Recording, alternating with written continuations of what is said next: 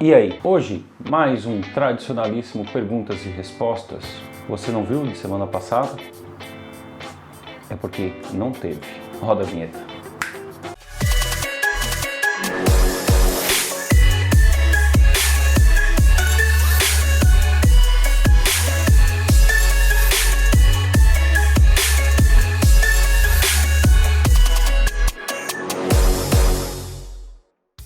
Bom,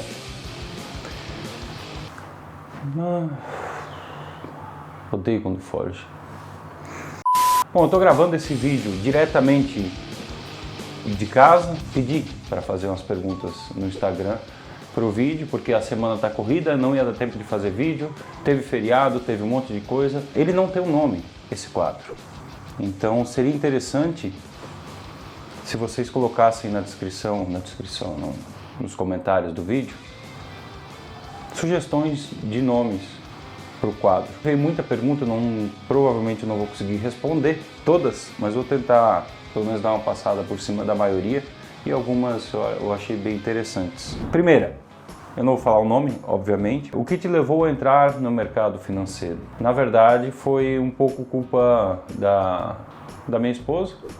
Ela tinha um simulador na época, eu não lembro de qual que era, mas ela tinha um simulador, só que era home broker, aqueles bem simplesinhos, né? Ela disse, olha ali, testa, não sei o que, vê o que dá. Eu olhei e não entendi bulhufas daquilo ali.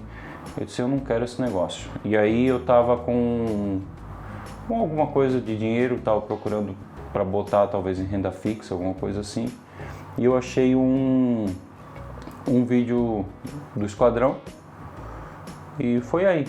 Então, na verdade, aconteceu a partir do Esquadrão. Foi quando eu descobri gráfico, praticamente, que a coisa andou no sentido de interesse, porque antes eu não tinha interesse não. Tenho alvo, mas saio antes do alvo por causa de uma resistência. Sou mão de alface? Depende. Eu, às vezes, tenho um alvo, dificilmente eu tenho só um alvo para uma operação. Então, normalmente ela tem um ponto, mais um ou dois para frente possíveis, tá? Acontece de ter só um primeiro ponto ali num scalp mais curto, mas eu procuro sempre entrar em operações que tem um pouco mais de folga. A questão é, você tem um plano de sair por algum motivo nessa resistência, ou suporte no caso, ou você tem o plano de ir num ponto e você sai antes, porque acha que alguma coisa vai acontecer. Se esse é o motivo, tá errado. Eu saio antes de operações no primeiro alvo, talvez no segundo, às vezes deixo, mas isso está no plano. Então, se tiver no plano, beleza. Se não tiver, tem que consertar isso aí. Fala sobre ser objetivo ou discricionário nas operações. Não consigo ver aqui, deixa eu ver se eu consigo ver agora. Nas operações, eu sou discricionário, né? Mas você tem que ser objetivo quando você vai operar. Então, não é discricionário no sentido de vou fazer o que eu quero. Eu interpreto por uma série de fatores e tomo uma decisão. Então, isso é ser discricionário. Mas eu tenho que ser objetivo no que eu vou fazer. Então, a ação ela acaba se tornando objetiva, ela não pode ser discricionária, tá? Como sair da teoria e ir para a prática? Praticando. Não tem muito o que fazer não, essa é bem simples, mas é difícil de fazer.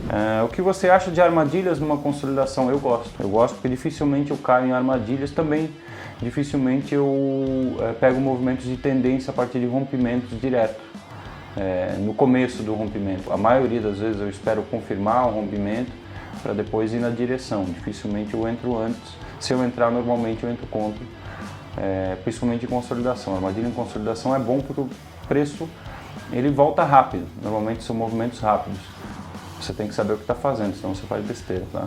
Mas eu gosto, eu acho principalmente no ativo que eu opero hoje, mais consistentemente, que é o índice, funciona muito bem porque é um mercado mais volátil. Mercados voláteis, armadilhas são boas oportunidades de você talvez não ser armadilhado, digamos assim. Quais os melhores indicadores para o day trader? Eu não uso indicadores, o que eu uso são médias. Se você quiser considerar como indicador, não tem problema. Média de 20, de 21, de 200, básico. 200 é a simples e a de 20 é exponencial. Mas Tem os clássicos, né? O indicador de volume e osciladores. O resto eu realmente não tenho muito conhecimento, mas eu acho que o de volume é muito utilizado, lógico, e é bem eficiente. E osciladores também são bem utilizados e também são eficientes. Eu não uso, mas não tem problema nenhum utilizar, e são bons, tá? São bons se você souber usar.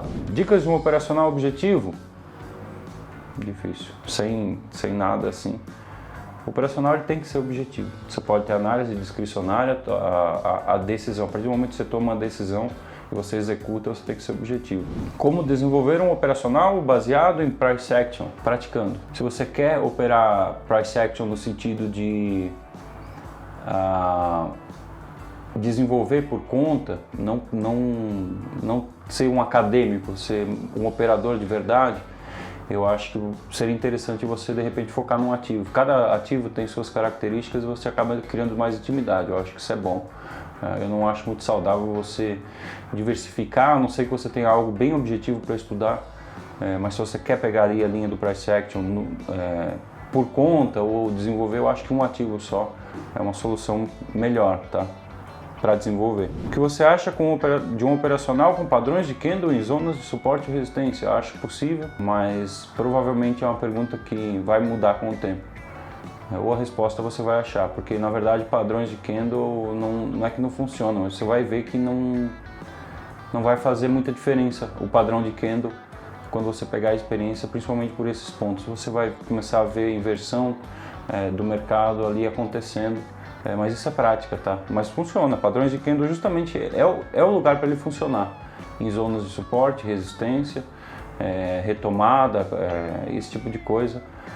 É onde ele tem que funcionar. O que não funciona é no meio do caminho. Aí realmente não tem salvação. Quanto tempo demorou para perceber que conseguiria viver do mercado? Eu saí do emprego, eu dava aula no colégio público.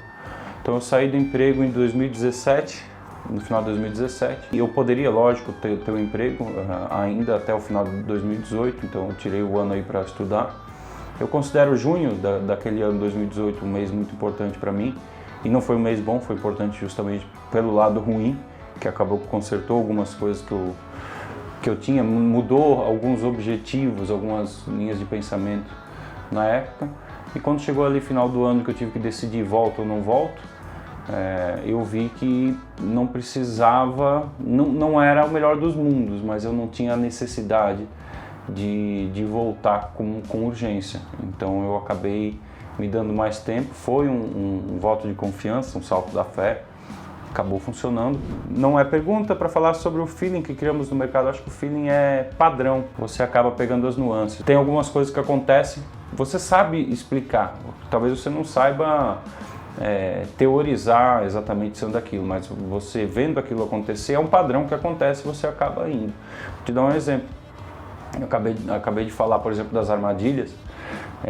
As armadilhas, elas têm um ponto interessante.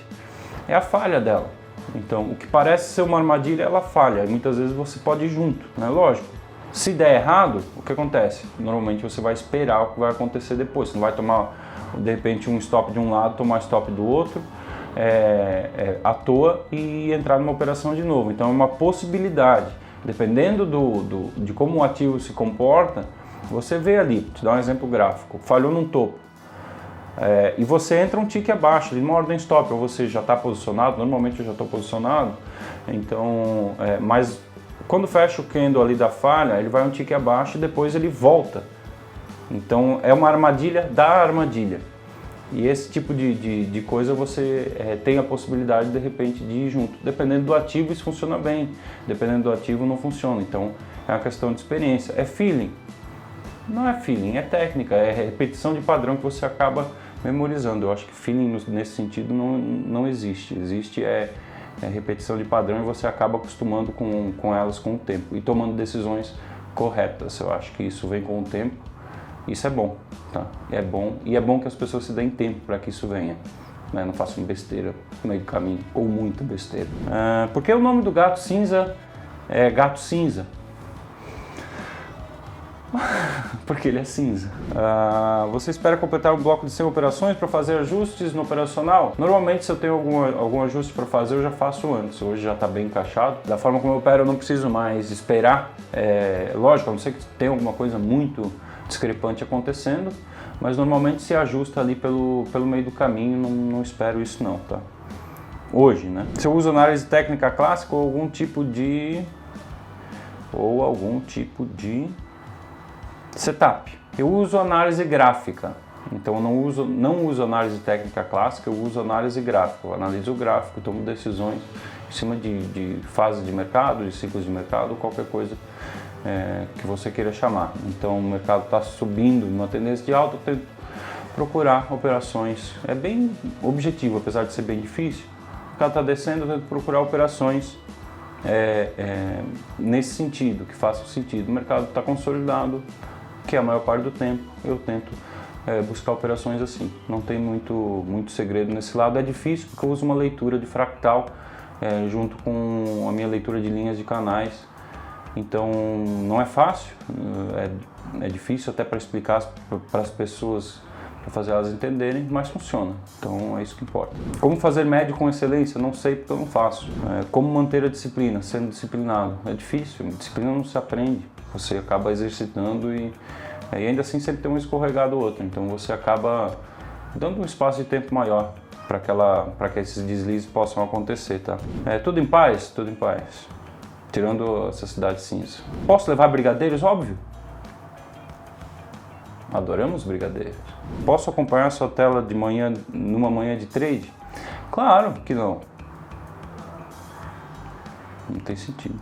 E eu não conseguiria operar com alguém olhando a minha tela, sinceramente. Última pergunta, mesa proprietária, o que acha? Vale a pena? Seria bom para você desenvolver a parte com a mesa.